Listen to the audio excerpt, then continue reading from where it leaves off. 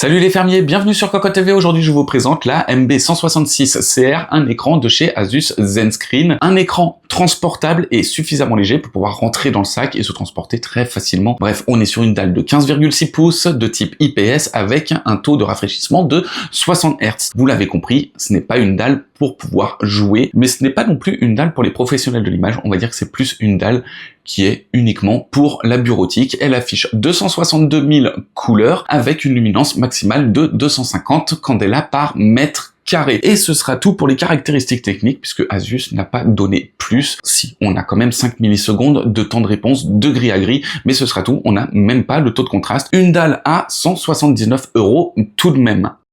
Les amis, avant de découvrir le reste de notre vidéo, on vous propose un petit peu de réclame pour GVG Mall, notre partenaire pour les clés Windows, un partenaire qui nous soutient depuis plus de 2 ans et on utilise très régulièrement les clés Windows pour nos machines, on utilise aussi les clés Office. Alors, comment ça fonctionne? On vous montre rapidement, vous allez sur le site GVG Mall, ici vous tapez Windows 10, on prend l'exemple de Windows 10, ensuite hop, petite vidéo ici qui va vous expliquer comment ça fonctionne. Vous allez faire acheter maintenant sur cette fenêtre où vous allez avoir la licence Windows 10. Vous n'oubliez pas de mettre le code promo CVIP qui vous permet d'avoir la ristourne de Cocoteland sur votre clé Windows.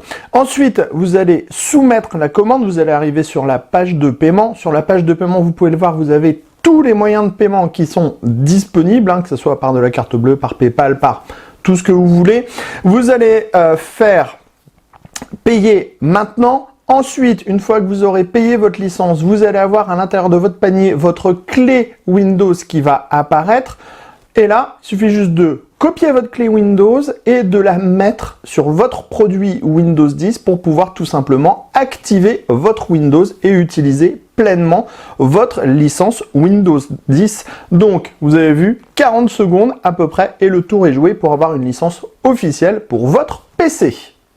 Sur le devant, on a le droit à une dalle mat de 15,6 pouces encadrée d'un cadre plutôt fin mais qui dépasse un petit peu de la dalle. En dessous, on a une bande un peu plus épaisse avec 2 boutons de navigation dans l'OSD et le bouton Power.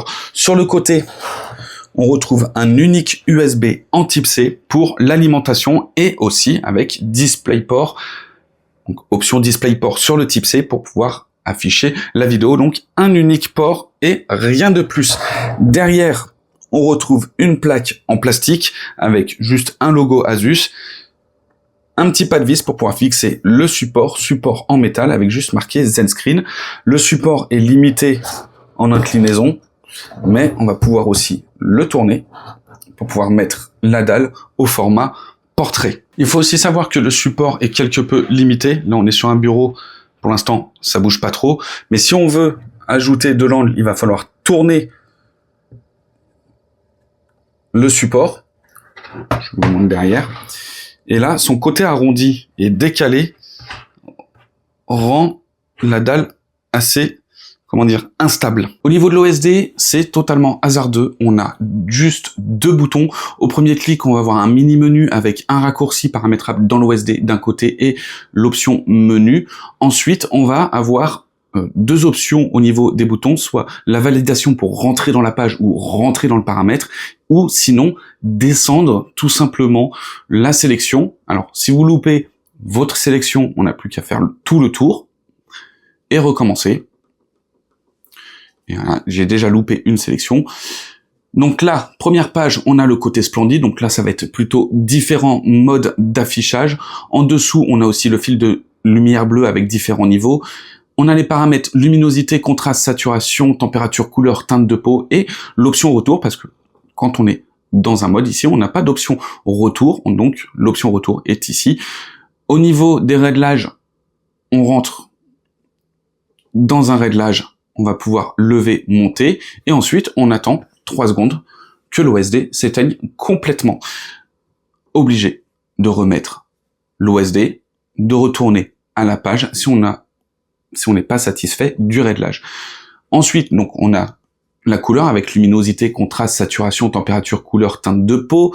On a aussi l'image avec la netteté, le trace free, contrôle de l'aspect, vivid pixel, ASCR.